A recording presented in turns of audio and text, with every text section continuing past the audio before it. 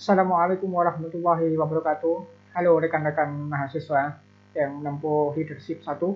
Kembali lagi bersama saya Arhanda Aji Saputra untuk membahas tentang dasar-dasar atau teori kepemimpinan, di mana kita saat ini masih memasuki dasar-dasar teori kepemimpinan situasional. Khususnya kita akan mempelajari tentang penjabaran gaya kepemimpinan situasional. Kemarin kita sudah membahas tentang gaya dasar kepemimpinan situasional. Ada 4 kemarin gaya dasarnya. Lalu kemudian saat ini kita akan mengembangkan dari gaya dasar tersebut. Kita akan kelompokkan dan kita akan menganalisis lebih lanjut atau mempelajari lebih lanjut bagaimana ciri-ciri karakteristik gaya dasar tersebut dan bagaimana gaya dasar tersebut dapat membantu pemimpin di dalam membuat sebuah kebijakan, tentunya di dalam kasus situasional yang terkait dengan kematangan pengikut.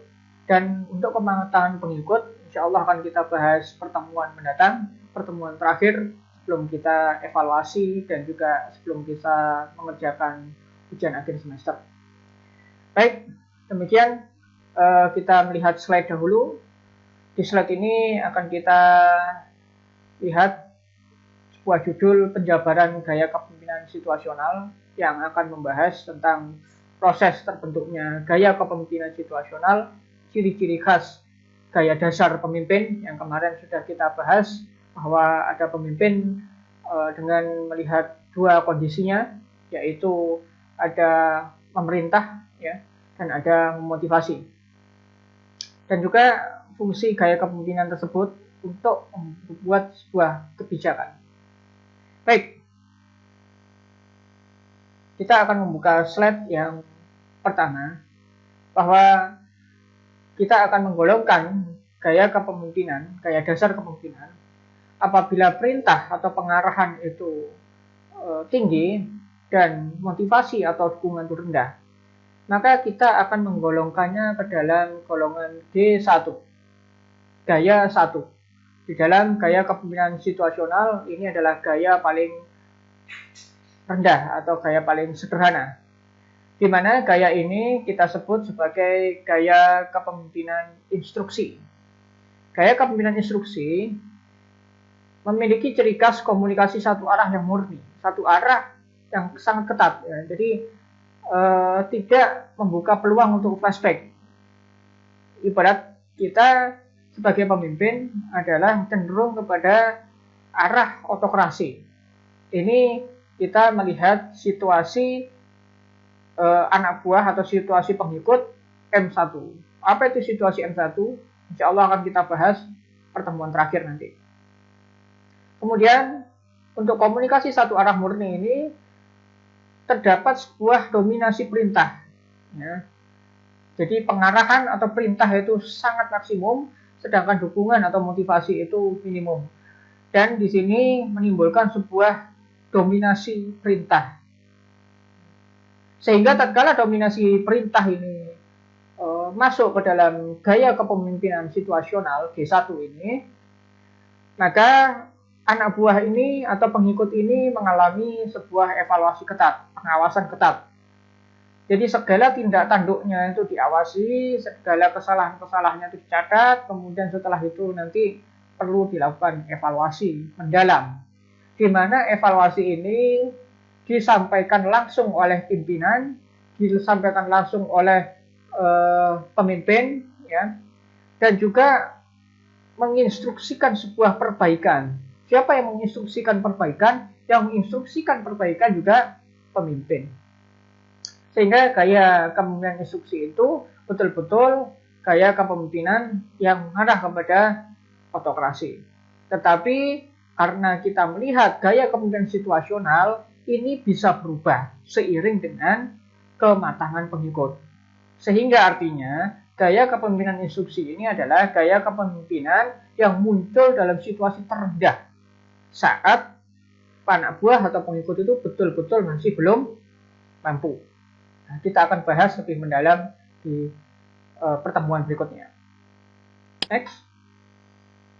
Kedua adalah tatkala pengarahan atau perintah ini tinggi, tetapi juga dibarengi dengan motivasi atau dukungan yang tinggi pula. Maka kita golongkan menjadi gaya kepemimpinan G2. Gaya kepemimpinan G2 ini disebut sebagai gaya kepemimpinan konsultasi atau biasa disebut gaya kepemimpinan konsultatif. Di mana gaya kepemimpinan konsultatif ini mendapatkan sebuah ciri, terdapat sebuah ciri komunikasi satu arah nan lembut. Komunikasi satu arah nan lembut. Artinya, apabila G1 tadi dominasi kepada perintah, dominasi pada instruksi, tanpa membuka peluang adanya flashback. Namun, apabila konsultasi ini membuka peluang ya masukan-masukan. Dominasi terhadap perintah, tetapi juga pemimpin mendengarkan sebuah masukan. Kebanyakan di sini ya pengikut sudah mulai memahami tentang arti kerjanya. Jadi sebagaimana yang pertemuan telah lalu kita sampaikan bahwa untuk gaya kepemimpinan situasional ini tidak mutlak di dalam suatu wilayah kepemimpinan secara global atau kalau kita berbicara adalah kita pukul rata ya, tidak seperti itu. Tetapi kita melihat dari perspektif permasalahan apa yang dihadapi oleh pemimpin dan anak buah itu. Sehingga gaya kepemimpinan situasional itu lebih cenderung kepada gaya kepemimpinan yang tepat untuk dilakukan dalam jangka pendek maupun menengah, bukan jangka panjang. Apabila kita melihat gaya kepemimpinan yang lebih panjang, jangka panjang, ya mungkin kita akan melihat gaya kepemimpinan demokrasi, gaya kepemimpinan autokrasi. Tatkala negara katakanlah mengevaluasi pemimpinnya, sistem kenegaraannya, bagaimana sistem hukumnya dan sebagainya, kita dapat mengevaluasi itu dalam jangka panjang. Katakanlah misalkan rezim Orde Lama, ya terbagi dalam beberapa terbagi dalam beberapa fase, ya kan? Ada fase liberal, ada fase terpimpin. Di sini pakar kepemimpinan bisa mengevaluasi mana dari teori kepemimpinan autokrasi yang dimiliki oleh rezim Soekarno, ya kan? Dan juga teori kepemimpinan demokrasi yang dia miliki. Begitu juga rezim Orde Baru dan seterusnya. Namun tatkala kita membahas tentang gaya kepemimpinan situasional, kita tidak bisa memukul rata dalam artian bukan jangka panjang, namun jangka pendek dengan jangka menengah. Sehingga tiap situasi beda. Tatkala organisasi ini dihadapkan pada era pandemik, ya, masa pandemik. Lalu kemudian masa pandemik belum selesai, ya. Kemudian mungkin perpu untuk PSBB, ya. Kepres atau perpu untuk masalah hukum, bukan orang hukumnya. Jadi peraturan tentang PSBB ini belum dicabut, sudah ada wacana normal, ya. Harusnya cabut dahulu, situasi sudah kondusif, ya. Mungkin Indonesia sudah melandai sehingga titik spotnya merah itu sudah tidak ada, ya, mungkin kuning atau hijau, ya. Lalu kemudian apalagi di Indonesia ada yang black spot juga, ya. Nah, ini sebetulnya belum ke arah normal, tetapi karena kebutuhan ekonomi yang mendesak, ya, kebutuhan masyarakat, hajat hidup masyarakat yang mendesak, sementara kas pemerintah juga masih diuji, gitu ya, ada banyak problem sehingga kas pemerintah juga ini belum bisa menghidupi seluruh, ya, kebutuhan hajat hidup masyarakat Indonesia secara keseluruhan, maka diaturlah kehidupan baru, ya. Jadi ibaratnya new normal, hidup berdampingan dengan wabah ini, sehingga bagaimana cara masyarakat bisa mempertahankan dirinya, ya, tetap melangsungkan kegiatan ekonomi, mencari nafkah, beribadah, namun tetap juga memperhatikan kesehatan di era pandemik ini. Nah, masa ini akan berakhir, tidak mungkin selamanya sampai hari kiamat, ya.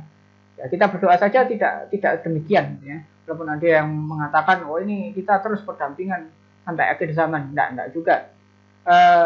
Kami optimis, ya, saya optimis bahwa masa pandemik ini pasti akan berakhir. Allah pasti akan mengangkat suatu musibah, ya.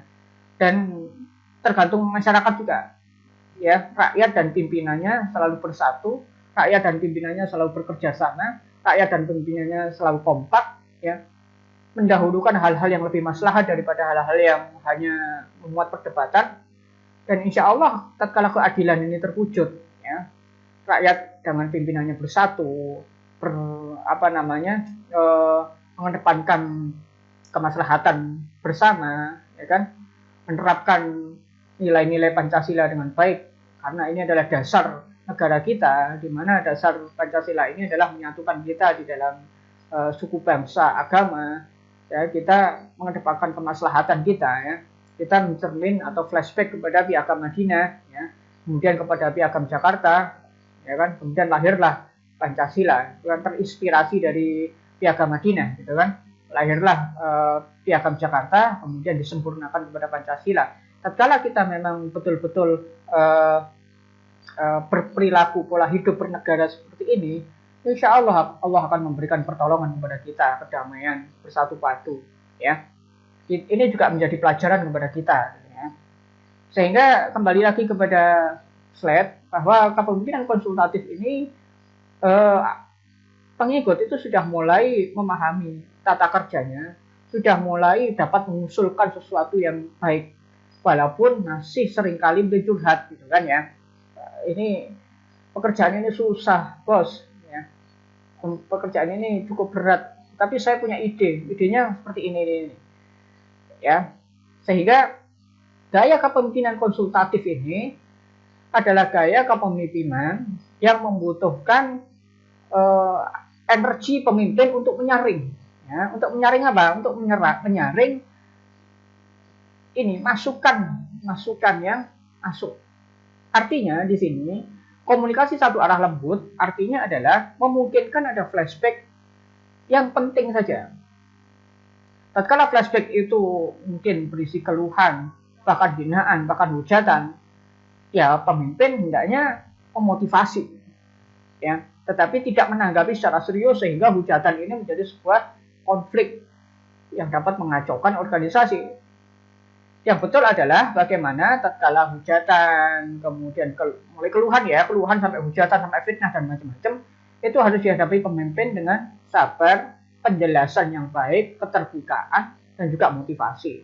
Tetapi tidak untuk suatu bahan yang menimbulkan konflik baru, gitu. Sehingga disinilah konsultatif ini berperan, ya kan? Bagaimana masukan-masukan itu diterima dengan baik, namun juga ada suatu kata-kata sumbang dan sebagainya tidak ditolak mentah-mentah, namun juga disaring, gitu ya.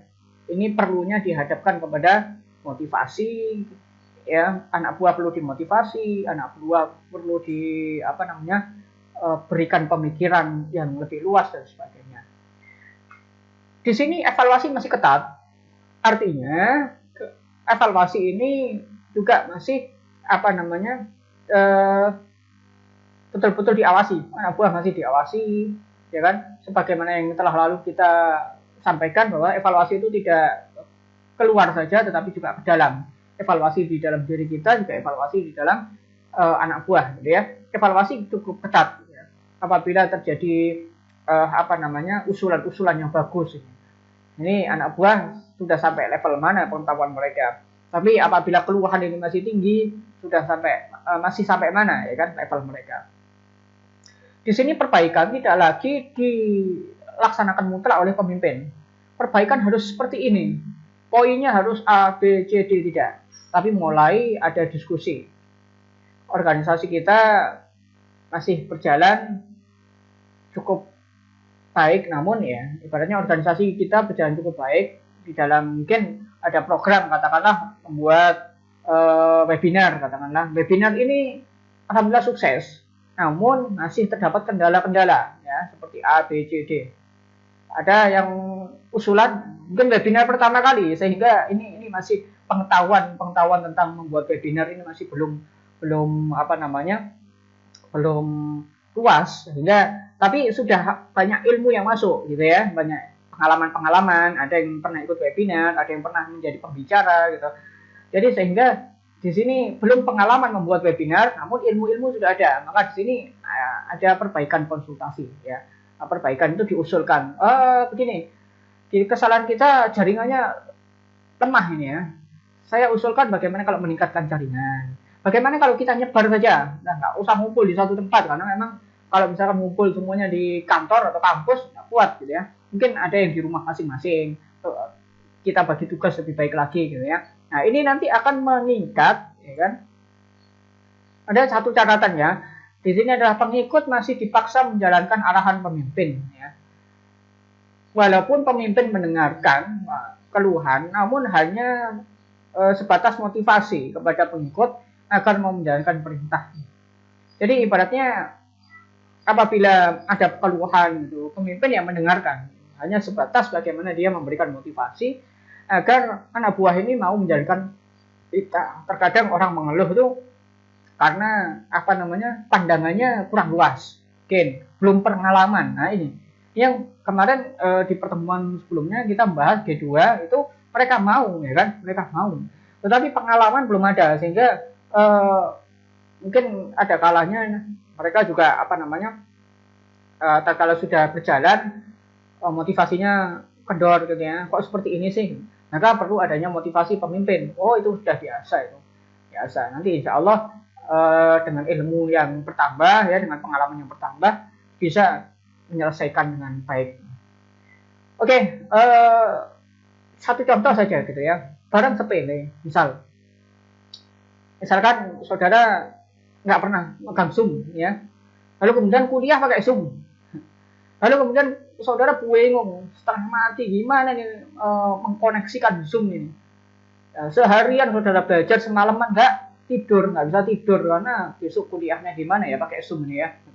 Tapi begitu saudara sudah pengalaman pakai Zoom, ya ada masalah, saudara santai aja. Oh ini mungkin masalahnya karena jaringan, saya mendekat ke WiFi. Oh ini gini loh caranya, kalau ada passwordnya itu nanti dimasukkan setelah kita memasukkan kode Zoom-nya. Awalnya nggak tahu ini passwordnya dimasukkan kemana, gitu kan, bingung. Nyari-nyari di YouTube, nyari-nyari di Google, nggak puas. Tapi begitu sudah pengalaman, sudah, oh seperti ini toh Zoom.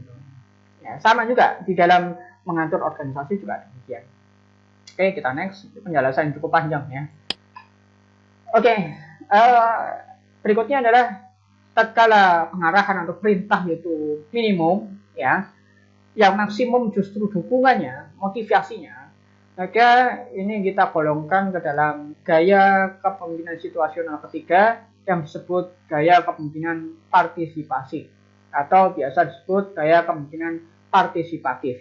Yang kemarin kita sudah membahas bahwa tatkala pengarahan itu minimum, dukungan itu tinggi, bahwa anak buahnya ini banyak pengalamannya, sudah punya ilmunya, sudah punya pengalaman, tetapi merasa menyepelekan, gitu ya, menyepelekan. Nah, mungkin harus perlu motivasi yang lebih lagi, yaitu bersifat adanya komunikasi dua arah. Sudah mulai komunikasi dua arah, ya kan? Jadi anak buah ini menjadi partner, ya, masukan-masukan sudah mulai sering. Adapun perintah berdasarkan kesepakatan bersama, tidak lagi pemimpin itu Anda harus seperti ini, Anda harus seperti ini, tidak. Tapi saling terbuka wawasannya, saling terbuka pengalamannya, kemudian pemimpin biasanya mengatakan bagaimana sebaiknya. Kalau sudah mufakat, baru pemimpin memutuskan. Keputusannya adalah ini, ketuk palu. Walaupun terkadang yang namanya keputusan itu tidak bisa memuaskan seluruh pihak. Tetapi yang namanya keputusan itu adalah mengedepankan kemaslahatan seluruh pihak. Ini ya, sekali lagi adalah keputusan tidak bisa memuaskan seluruh pihak. Tetapi keputusan adalah memberikan kemaslahatan kepada seluruh pihak. Lalu kemudian evaluasi dilakukan bersama. Tidak lagi ketat, tetapi evaluasi dilakukan bersama-sama. Artinya adalah ayo kita duduk bareng. Biasanya kalau di kampus gitu ya, mahasiswa membuat sebuah acara, gitu. Setelah selesai acara evaluasi bersama. Ayo kesalahannya apa tadi? Kok bisa seperti ini? Oh iya maaf, saya tadi lupa seperti ini dan seperti ini. Oh ya maaf tadi mungkin saya kurang memperhatikan waktu, ya, dan sebagainya. Lalu kemudian perbaikan melalui upaya bersama. Kalau begitu ke depan kita bikin acara lagi, kita perbaiki sesuatu yang kurang. Ini Berikutnya adalah gaya kepemimpinan di mana pengarahan itu lemah. Jadi bukan lemah ya, minimum ya.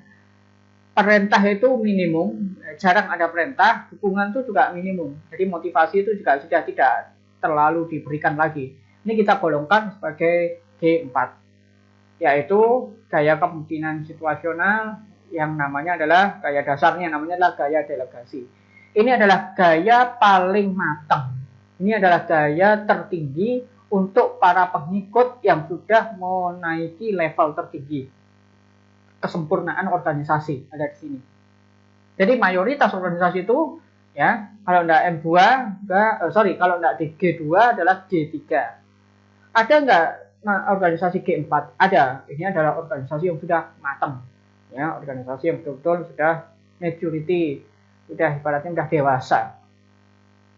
Gaya delegasi ini komunikasinya pasif. Sudah tidak perlu diperintah dan tidak perlu dimotivasi, dia gerak sendiri. Ya. Karena apa? Masing-masing dari pribadi-pribadi organisasi sudah sadar diri bahwasanya organisasi ini milik kita bersama. Ya. Job desk-nya, job description-nya, SOP-nya sudah mereka pahami, sudah pengalaman ya dalam menjalankan job desk dan SOP itu sudah jalan. Ini biasanya adalah pada situasi yang memang sudah berulang-ulang. Contoh misalkan ada acara tahunan, ya, ada acara upacara 17 Agustus. Nah, ini kan membentuk sebuah tim, ya, tim pengadaan upacara. Tatkala itu sudah diulang-ulang, sudah gerak sendiri-sendiri, sudah ibarat satu organisasi sudah otomatis berjalan. Nah, ini sudah ritual atau bukan ritual, ya, ibaratnya acara tahunan, ya, memang sudah tanpa ada perintah, tanpa ada motivasi, sudah gerak masing-masing, sudah paham fungsinya masing-masing. Nah, kecuali tidak tahu kalau di new normal ini nanti bagaimana upacara 17 Agustus nanti. Ya, kalau di masa pandemi ini kita nggak paham bagaimana upacara 17 Agustus nanti. Apakah nanti upacara sendiri-sendiri gitu ya, menghadap ke layar televisi gitu ya, kita nggak tahu gitu ya. Kita mulai beradaptasi dengan itu.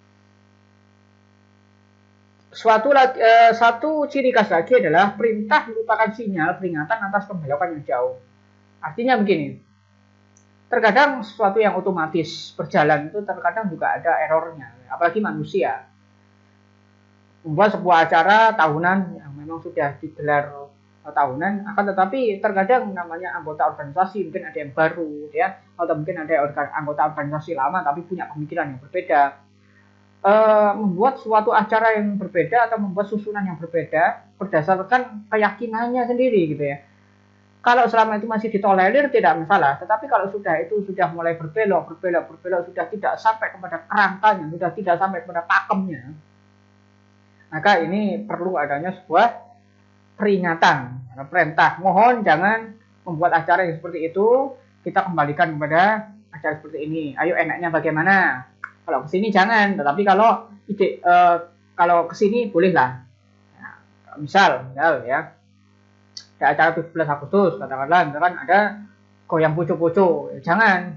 Walaupun itu ada hiburan, tapi jangan. Ini selesainya upacara. Kalau selesai bubar sih oke aja. Tapi kalau masih dalam rangkaian formal upacara, ya jangan. Itu masih rangkaian formal upacara. Tapi mungkin kita adakan marching band, di mana marching bandnya ini masih dalam lagu-lagu nasional, ya kan, lagu-lagu nasional boleh, ya. Seperti mungkin Rayuan Pulau Kelapa, Gugur Bunga atau yang lain, terserah. Pokoknya masih dalam koridor pakem. Ini bisa diusulkan. Lalu kemudian evaluasinya mandiri, ya. Kalau tadi sudah evaluasi bersama, ya, tapi kalau ini sudah mulai evaluasi mandiri, artinya diri sendiri itu sudah mulai sadar, oh iya, saya seharusnya tidak melakukan ini, tetapi karena mungkin saya lupa pada saat itu sehingga melakukan hal ini. Jadi di sini ada evaluasi mandiri. Kemudian ada tanggung jawab penuh pada pengikut. Ya. Apabila ada kesalahan, pengikut merasa sadar diri. Baik, ini kesalahan saya akan menggantinya. Katakanlah misalkan ada kerugian materi, gitu kan.